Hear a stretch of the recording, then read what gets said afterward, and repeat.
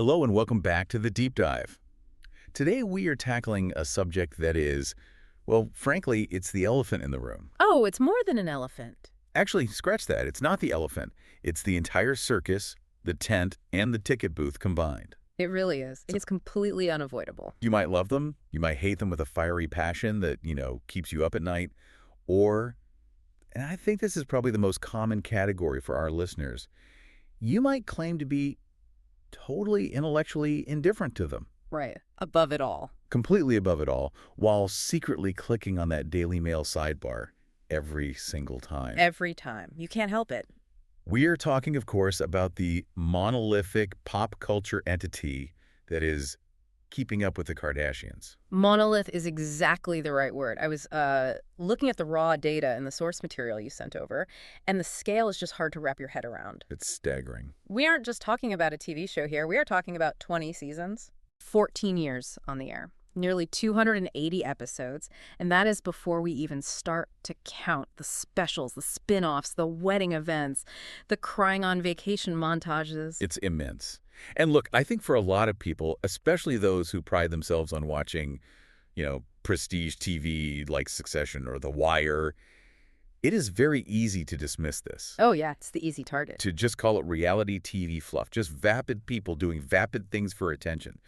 But the mission for this specific deep dive is different. It has to be. We aren't here to recap the fights or gossip about who is dating who this week. Right. If you want that, you can open literally any tabloid website right now and get your fill. Exactly. We want to analyze the mechanics of this machine. We want to look past the tabloids and answer the bigger structural questions. How did this even start? How did it fundamentally change the landscape of television? And perhaps most importantly, why did we all watch? Because the numbers say we did. That is the question. And to answer that, we have to connect some dots that might seem, totally unrelated at first. We have to look at a grainy Sunday BBQ tape from the mid-2000s. Right. We have to look at the whole sociological concept of being famous for being famous, and we have to look at how the entire manufacturing of celebrity just shifted on its axis right around 2007. Okay, let's unpack this, because the scale of this empire is just wild. We aren't just talking about a TV show. We are talking about a monster pop culture business. That's a quote, isn't it? That is a quote from Ryan Seacrest, by the way, who was there at the very, very beginning. And he would know, since he basically helped build the foundation. Our primary source for this deep dive is a really comprehensive history of the series, which details, everything from the production notes and casting decisions to the critical reception and the massive business dealings that happen behind the scenes. So let's go back. Way back, before the contouring kits, before the billionaire status, before the Met Gala invites. Before any of it. We need to look at the origin story. And I think we have to start with the family tree, because this didn't just pop out of a vacuum. No, and this is where the American dream narrative really kicks in, though maybe a twisted version of it.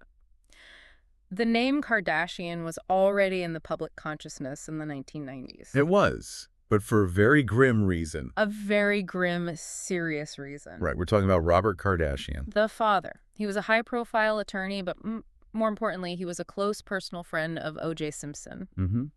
When the O.J. murder trial happened in the 90s, which was, you could argue, the first massive reality TV event in American history, Robert was on the defense team. He was the guy reading O.J.'s letter to the media. That's such a crucial point. Yeah. The family's first taste of fame was adjacent to this enormous media circus. Right. They saw firsthand how cameras, lawyers, and public opinion all mixed together into this crazy storm. They were kids watching their dad navigate the biggest media story of the century. Exactly. And then on the other side of the equation, you have the mother, Kris Houghton, who we now know, of course, as the matriarch, Kris Jenner. The momager. The original momager.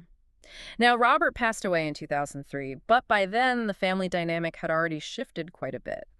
Kris had divorced Robert and married Bruce Jenner in 1991. And for our younger listeners, or maybe listeners outside the U.S., we should probably clarify, Bruce Jenner, who is now Caitlyn Jenner, was a huge deal before any of this. Massive. An Olympic gold medalist. The definition of the American hero. The face on the Wheaties box. Literally the face on the Wheaties box. So look at this blend you have. You've got the Kardashian kids, Kourtney, Kim, Khloé, and Rob. And then you have the Jenner kids, Kendall and Kylie. You have this O.J. Simpson legal notoriety mixed with Olympic athletic fame. It's a weird brew. It's a very specific cocktail of Hollywood adjacent. That's how I think of it. That's a great term for it. They were rich, they knew famous people, they lived in Calabasas, but they weren't, movie stars. They weren't Hollywood famous yet. They were the people who knew the famous people. Right. They were on the periphery. And this brings us to what I kind of call the Paris Hilton era. Ah. This is where it gets really interesting for me. Because I think people forget that Kim Kardashian really cut her teeth in the industry as a worker. A worker? That feels like a bit of a stretch for someone living in a Calabasas mansion. Well, relative to the industry, she was a stylist and a personal assistant in the early 2000s who was the absolute queen of reality TV. Yeah, it's Paris Hilton. The Simple Life. Exactly. And Kim was working for Paris. She was literally appearing in the background of the Simple Life episodes, organizing Paris's closet. I remember seeing those clips. She was styling Lindsay Lohan for events. She was in the trenches of early 2000s celebrity culture. So she was essentially an apprentice. That is the perfect word for it. She was in the background of the paparazzi shots, holding the bags, keeping her mouth shut, and just watching how the game was played. She was learning from the people who were, for better or worse, inventing modern celebrity. She saw how Paris utilized the paparazzi, how she monetized her image, how she turned the act of doing nothing into a full-blown career. It's almost like she was doing a post-grad degree in fame. It really was. But then, of course, we have to talk about the catalyst. The event that took them from Paris Hilton's friend to a household name overnight. The 2007 sex tape with Ray J. Right. We have to handle this delicately, but also look at it transactionally, because that's really what the source material emphasizes. Right. You have to. So in early 2007, a private tape of Kim and her then-boyfriend Ray J was leaked. Now, Vivid Entertainment, which is basically the Disney of the adult film world, they bought the rights for $1 million. $1 million. That's a hard number, a real transaction. It is, and the analysis in the source is very direct. It notes that the release of that tape was a major contributor to their rising fame. There's just no getting around that fact. But here's the key difference, and this is where Kris Jenner's genius, if you want to call it that, comes in. This is the pivot. Yes. Most people in that situation, especially in 2007, they would have retreated. It was a scandal. It was seen as shameful. You go into hiding. You hope it all blows over. Mm-hmm. The Kardashian family, led by Kristia, did the absolute opposite. They pivoted immediately to television. It was almost instantaneous, wasn't it? The timeline is incredibly tight. Incredibly tight. The tape comes out in early 2007. By October 2007, Keeping Up with the Kardashians is on the air. That's less than a year. It's a full-on media counteroffensive. It's reframing the narrative on their own terms. So let's talk about the pitch. Mm-hmm. Because the idea for a show didn't just fall out of the sky. Kris Jenner was looking at the landscape. She saw the Osbournes. Do you remember the Osbournes? Vaguely. Huh. Ozzy Osbourne, the rock star, and his, let's say, dysfunctional family. It was huge. It was Right. the first time we really saw a celebrity family just living. Walking around the house yelling about burritos, the dogs making a mess everywhere. Right. The mundane mixed with the insane. And Kris thought, I have a crazy, fun family. We should do something like that. It's the sitcom reality format. And this is where Ryan Seacrest enters the picture. And just to set the stage, Ryan Seacrest in 2007 wasn't just a host, he was becoming a mogul. He was hosting American Idol, which was the biggest show on earth. The biggest thing ever. He had his own production company. And he was hunting for something in that exact vein. He wanted a family-based show that had that chaotic energy but was unscripted. So Seacrest sends a cameraman to the house. Right, which I love. It wasn't a shiny pilot with a full crew. It was a test. He sent one guy to film a Sunday BBQ. A BBQ, which sounds incredibly mundane, just people eating burgers and, I don't know, pasta salad. Totally boring on paper. Mm-hmm. But Seacrest watched that tape and he said something fascinating. He said, quote, they were all together as crazy and as fun and as loving as they are. He saw it. He saw the potential immediately. He realized that the chaos was the hook. The fact that they were all talking over each other and fighting and hugging in the span of 5 minutes, that was the show. He saw the archetypes, right?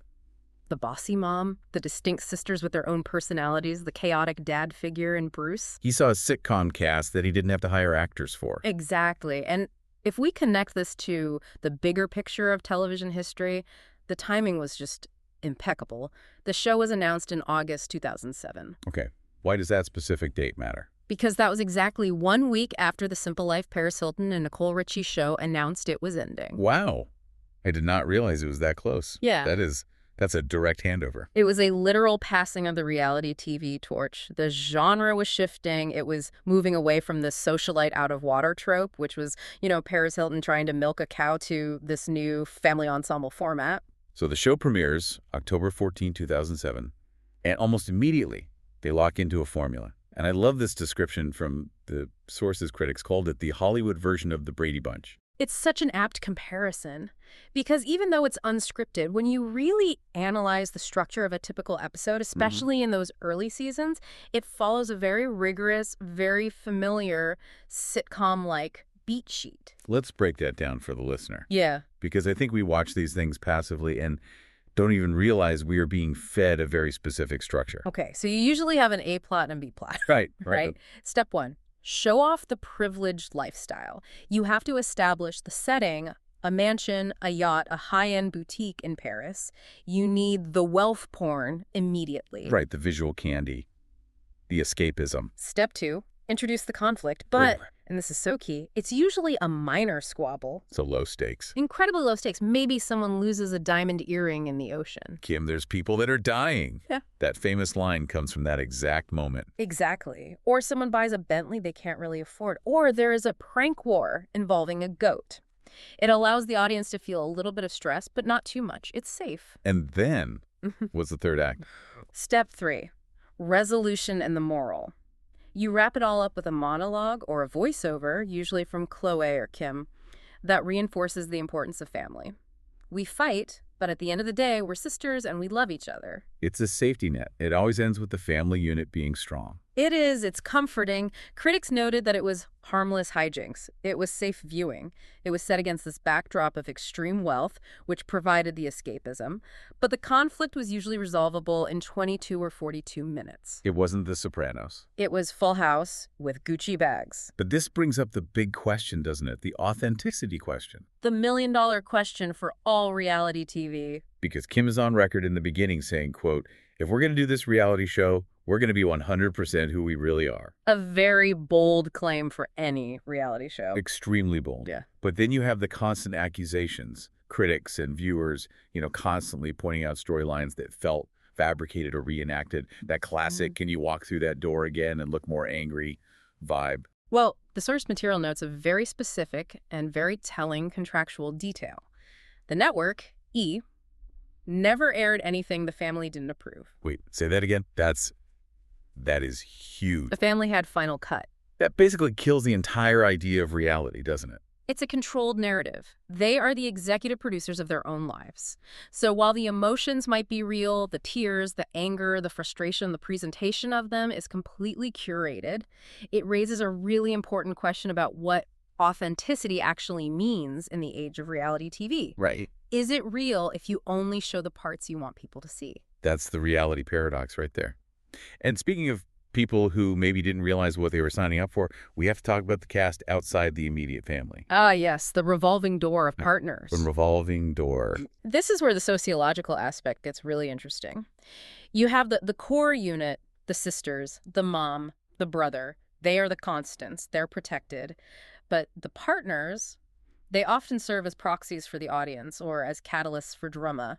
And the show chews them up and spits them out in very different ways. Let's start with Scott Disick, because he is arguably the sixth sister. He's a core member now. Scott is a fascinating case study. He started as Kourtney's on-again, off-again boyfriend and was kind of positioned as the villain in the early seasons. He was the flashy, arrogant, suit-wearing guy from New York. Exactly. But he was smart. He developed his own persona within the show, Lord Disick. He even had his own web series, Lord Disick, Lifestyles of a Lord. He leaned into the absurdity. He did. He leaned all the way in. He understood that the show was, at its core, a comedy. He played the game along with them. He provided the comic relief. And that is why he lasted so long on screen, even after he and Kourtney split up for good. He became the audience surrogate. Yes. He was often looking at the camera with this expression like, can you believe this is happening? He definitely understood the assignment. But not everyone did. Who didn't fit the mold? Well, look at Reggie Bush. Yeah. He was dating Kim in the very early seasons. He was a high-profile NFL player, a Super Bowl champion, but he openly commented in interviews that he never, ever felt comfortable being followed by cameras. You could see it. You could see the tension in the footage. He said he only did it because it was important to Kim. He wanted to be an athlete. The show wanted him to be a character in a rom-com. And those are two very different jobs. Completely different. Athletes are used to being controlled by coaches and playbooks, not reality TV producers. No. The friction was palpable. And then you have the Kris Humphries saga. Oh, boy. This is a pivotal moment in the show's history, season 6. Kim's fairy tale wedding. I remember watching this. It wasn't just an episode of television. It was a cultural event. People I know had viewing parties for it. It was huge. The 2-part wedding special drew 10.5 million viewers. That's insane for cable. That is Super Bowl territory for a cable reality show. But let's look at the aftermath. The famous 72-day marriage. Great. It barely lasted 2 months. And the divorce was incredibly public and messy. But what's most interesting is Humphries' claim afterward. He claimed he was set up. What did he mean by that?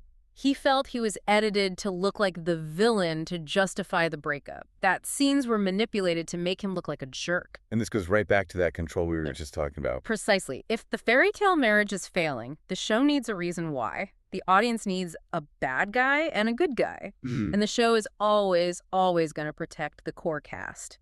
In this case, Kim. So Humphries gets the villain edit. He becomes the guy who is ruining the vibe, rather than just a guy in a bad relationship that isn't working out. It really shows that it's dangerous to be the outsider in that editing room. Yeah. You have no power over your own story. None whatsoever. And then we have Lamar Odom, Khloé's husband. Another really tragic arc. He was an NBA champion, a beloved figure in LA. He was so charming and funny, he and Khloé even got their own spin-off, Khloé and Lamar. Which was really popular for a while. It was. But as his personal struggles with addiction and the marriage breakdown happened in real life, he slowly disappeared from the screen. It's a really stark example of the toll that this level of public scrutiny can take on a relationship that is already fragile. The camera helps build you up, and then it documents your fall. And then, the biggest curveball of all, Kanye West. Now, this is a fascinating case study, and I'd call it the convert. The convert. Because initially, Kanye refused to be on the show, adamantly. He did. I remember seeing early episodes where Kim is on the phone with him, but he's off camera, where he'd walk through a shot and hide his face. It was like he was a ghost in the machine. He cited the backlash. He was a serious artist. He even publicly criticized the cinematography of the show. I remember that. He complained about the lighting. He's a perfectionist. He didn't like the flat lighting, the sitcom aesthetic. He thought it cheapened his brand. He was high art. The show was low culture. But then, something shifted. By season 16, he's doing the confessionals. He's sitting in the director's chair, talking to the camera, smiling. He eventually took a prominent role. It suggests that even the biggest critics, if they stay in that orbit long enough, eventually get pulled into the gravitational pull of the show. It's unavoidable. It became the primary way the family communicated with the world, and if you were part of the family, you have to be part of the show. You can't be married to Kim Kardashian and be invisible. It's just not possible. And we also can't forget Rob's relationships. Adrienne Bailon from the Cheetah Girls, who later said appearing on the show really hurt her career because she was just branded as Rob Kardashian's girlfriend. And Blac Chyna. Whoa! Talk about drama. She actually got her own spin-off, Rob & Chyna. She did, which brings us perfectly to the business model. Because Rob & Chyna wasn't an anomaly. It was part of a very deliberate strategy. We need to look at Kardashian Inc. This is where the story goes from a TV show to a global enterprise. This is what blows my mind. The sheer volume of content. It wasn't just keeping up. It was a cinematic universe before Marvel even figured it out. It really was. Just listen to this list of spin-offs. You had Kourtney and Kim take Miami. Originally, it was Kourtney and Khloé in Miami. Right. They swapped sisters. Then Kourtney and Kim take New York. Kourtney and Khloé take the Hamptons.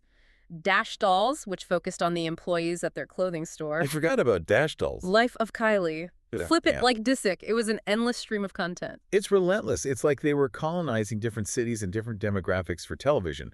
Okay, we need the Hamptons crowd. Send Khloé and Kourtney. That's a good way to put it. And it changed the E! Network fundamentally. Before the Kardashians, E! was a place that reported on celebrity. They covered the red carpets. They had the news ticker. They were observers. Exactly. With this show, they shifted to making celebrity. That is a massive paradigm shift in media. It's the vertical integration of fame. And Khloé was very open about this. She admitted in an interview that the show was basically a 30-minute commercial. She said the quiet part out loud. Think about the structure. They are constantly filming in their store dash. They are talking about their new clothing line. Later on, it's the makeup, the lip kits, the shapewear. The show kept them relevant, and the relevance sold the products. The show was the engine. But the products were the fuel. It's a perfect symbiotic loop. And the money followed. Just look at these deal numbers from the source material. In 2012, they signed a 3-year deal with E! In 2015, they signed another one for a reported $100 million. $100 million. And then in 2017, they re-up again for a deal reportedly worth $150 million. And that's just for the show. That doesn't count the individual businesses that the show launched. Skims, Kylie Cosmetics, Good American. And we have to mention the synergy with social media. This show grew up alongside Twitter and Instagram. How did that work? Because usually TV networks hate people looking at their phones during a show. Not this show. This show embraced it. It became the most social, ad-supported cable program. Even as total TV viewership fluctuated over the years because of streaming and cord cutting, they held on to that key demographic, the 18-34-year-olds, because they were interacting on social media while watching. They created a feedback loop. A perfect one. Kim would live tweet the episode as it aired. Fans would react. It made watching the show an interactive event, not a passive one. So they are making hundreds of millions of dollars. They are dominating the ratings for their demographic. They're changing the face of television. But let's be honest. Yeah. So many people hated them. The critical reception is polarizing, to say the very least. Polarizing is being polite. I'm looking at some of these reviews from the source material. It says universal panning from critics since the very first premiere. The New York Times called it a show about desperate women climbing to the margins of fame. Oh. IGN called them whores of attention. That is incredibly harsh language for a TV review. It is brutal. The Washington Times even called the show a sign of moral, spiritual, and cultural decay, like the fall of the Roman Empire, but with lip gloss. This is the hate watch phenomenon, and the criticism almost always focuses on that one central concept, famous for being famous. Right. It is a Mobius strip of celebrity. They're famous because they are on TV, and they are on TV because they are famous. It drives critics crazy because there is no talent in the traditional sense. No singing, no acting, no athletic achievement. The talent is being famous. But not everyone hated it. There were some more nuanced takes in the sources. Yes, some critics from places like Rolling Stone and the AV Club, they sort of leaned in. They recognized the seductive qualities of their vanity. There is something undeniably compelling about watching people with gargantuan egos live out these completely frivolous lives. It sounds like watching a nature documentary. About a completely different species, yes. And there's the American dream argument, right? They made something out of nothing. They built an empire on their own personalities. It's the ultimate entrepreneurial story, in a weird way. Precisely. And Psychology Today noted a fascinating paradox. They argued the family became more relatable the more famous they got. How does that even work? That seems completely counterintuitive. They're billionaires flying on private jets. Well, the theory is that by exposing every single aspect of their lives, the ugly fights, the divorces, the insecurities, Kim's psoriasis breakouts, Khloé's fertility issues, they create this pseudo-intimacy with the viewer. Ah, I see. Even though they are on a yacht in Greece, you see Kim crying about a breakup, and on a human level you think, I know what that feels like. It bridges the enormous gap created by the wealth. It's what academics call a parasocial relationship on steroids. That makes a lot of sense. And we've seen them go through some major life events. We touched on the wedding, but we have to talk about Caitlyn Jenner's transition, because this was handled on the show in a very specific, very public way. It was. It was a massive television event. There was a 2-part special on Keeping Up called About Bruce. This was before the name change was official in the public eye. Right. And then there's a separate docuseries, I Am Kate. Now, E! was very, very careful to say I Am Kate was not a spinoff. Right. They wanted to distinguish it. It had a different mission. It focused on broader LGBTQ issues. It had a more educational documentary-style tone. But looking at the critical response to the About Bruce specials on the main show, many critics felt it was a missed opportunity. They felt it seemed staged and controlled. There's that word again, control. It's the recurring theme of the entire Kardashian enterprise. Even with something as deeply personal and culturally significant as a gender transition, the Kardashian machine has to process it through its own filter. It has to fit the narrative arc of the show. The story has to be told their way. So after 20 seasons, nearly a decade and a half, the family makes this huge announcement in September 2020. the show is ending. The end of an era. It felt like a real cultural milestone. The final season concluded in June 2021. Well, was it really the end? Of course not. It was never going to be the end. Because almost immediately, they pivot. They announce a massive deal with Hulu. The new show is just called The Kardashians. It just proves the point we made earlier about them being ahead of the media curve. The platform changed. They moved from linear cable to streaming, but the content machine didn't stop for a second. They realize they don't need the E! Network anymore. They are the network. The audience will follow them wherever they go. Their brand is bigger than any single channel. And they have the hardware to prove it. We can't ignore the awards. They consistently won Teen Choice Awards, People's Choice Awards. Year after year. Often in the guilty pleasure category, sure. But a win is a win. It validates the audience. Critics might call it cultural decay, but the people voted. They voted with their remote controls for 14 years, and they voted with their clicks. So what does this all mean? When we zoom out, we've gone from a single Sunday BBQ tape to a multi-billion-dollar global empire. It's a story about the evolution of media. They didn't just ride the wave of reality TV and social media. They learned how to direct it. They changed how we define celebrity. They monetized their own lives in a way that no one had ever done before, certainly not at this scale. And they did it as a family. A chaotic, loving, arguing, ridiculously wealthy family. A Brady Bunch with a lot more money. Yeah. And much better lighting. Exactly. Yeah. So as we wrap up, I want to leave you with a final thought. Yeah. You brought up those brutal reviews earlier, the ones that talked about cultural decay. Mm-hmm. It raises a provocative question, doesn't it? It's the central question of their legacy, I think. Did the Kardashians force their vanity upon us? Did they create this culture of obsession with frivolity and fame? Or did the show simply hold up a mirror to a society that was already obsessed with it? Were they just giving us what we secretly wanted all along? So did we create them, or did they create us? That really is the question. I think the scary answer might be a bit of both. Something to mull over the next time you're scrolling through Instagram and you see that familiar aesthetic. Check your own sources, your social feeds, and you'll see the legacy is alive and well. Thanks for listening to this deep dive. Thank you. We'll see you next time.